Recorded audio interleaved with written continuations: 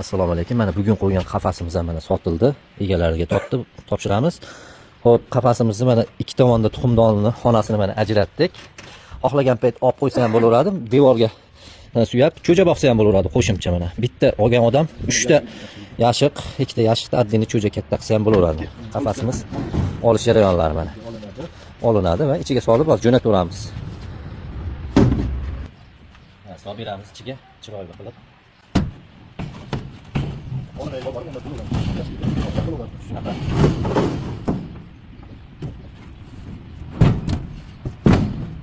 Ana bizga balit.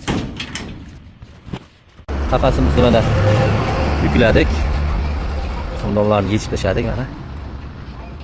Qafasimiz kattagina bo'lgan, gigant bo'lgan mana. Bizga balit qildik, xudo xolasa.